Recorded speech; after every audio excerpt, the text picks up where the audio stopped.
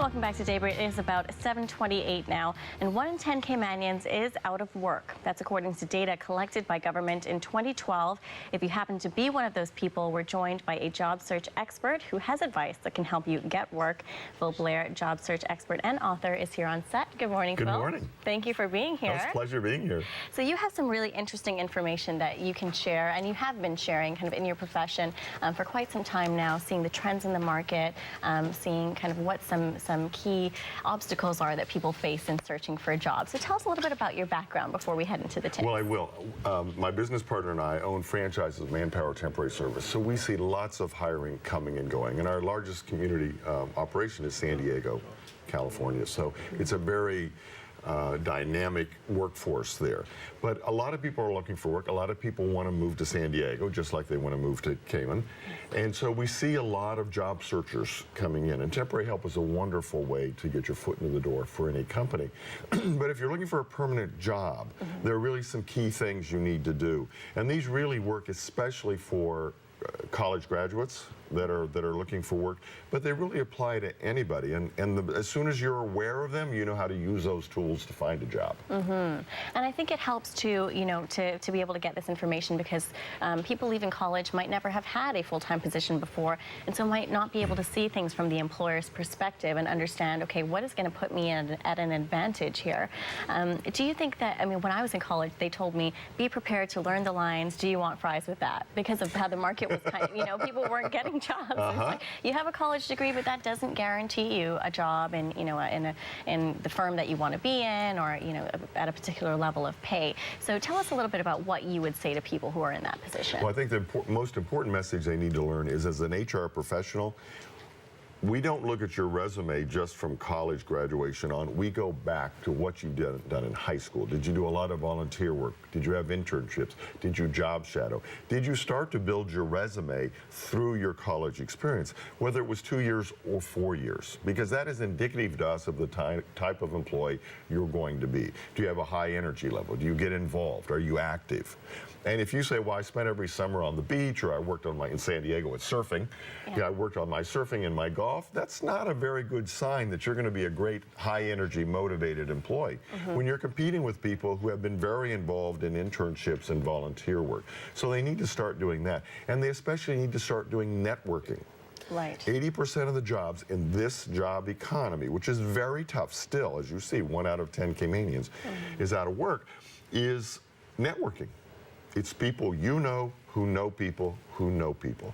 So when someone is hiring at a company, they first want to go to people either they know already, instead of going to a job board and just getting hundreds of responses, which is almost a waste of time. We tell people do it, but that's not where you're going to get a job. Right, absolutely. You got to think like the employer, and the easiest way to get a very talented, kind of high performer is through a network of people who are already performing in that way, right? So talented people know talented people. And so working your referral network is a great advantage. It does. And remember, it's not, sometimes people say, but Phil, I only know so many people. I've been in college or I've been working. It's not who you know. You get the chain going. It's who you know that knows somebody, that knows somebody, and you just keep going. All you need is someone to say, a friend of mine told me about a friend of theirs, and here is their resume. And they're a great candidate. They're going to be a superstar. Exactly. So some of the words that you're saying make me think, okay, there's a difference here between the two things that employers are looking for: ability to do the job, but also the attitude factor, kind of the will. It is the energy level, the attitude, the personality. I can teach you the skills of just about any job. I don't expect you to land in my company with the exact skills from my business, but I can't teach you attitude. That has to come from you, and it has to come across in the interview. So the interviews, you fight to get an interview, and you've got to practice, you've got to be prepared, you've got to be on your game, because you're a salesperson, and you're playing a role just like in a play. And if you don't come across with this energy, having done your homework, you know what the company does, you know the energy of the company, you know its corporate culture, you're dressed appropriately, and you're interviewing well, and you're following up appropriately. I call it polite persistence. Tell me, if I'm interviewing, that you want the job. At the end of the interview, Don't walk out and me wonder, I wonder if she wants the job or not. Yeah. Make sure I know you want the job. Absolutely. And sometimes I think that's a great point, because people feel like, well, I'm bothering them if I follow. You have to know, you have to have a strategy, right, for keeping in touch. It's part of the test. If I interview a great candidate, then I sit back and see what the polite persistence follow-up is. How bad do they want this job? Because when I hire them, at some level, they're going to be dealing with some level of customer of mine. Right. And I want to see how politely persistent they are to get the order or to get the work done if they're a manager of a department. So that all has to come through in the interview. And you need to study it. That's why I wrote the book, Job One, is people need to know what HR is looking for, what our expectations are, and how they need to deliver those. Absolutely. And, you know, the attitude in the interview, it's an indication of how engaged you're going to be on the job. Now, Phil, we're out of time. I could sit here and chat with you all day, Yeah. I think. Very, very interesting topic. So you mentioned your book. Where can people find that? Amazon.com is the easiest way to get it here in the Cayman Islands.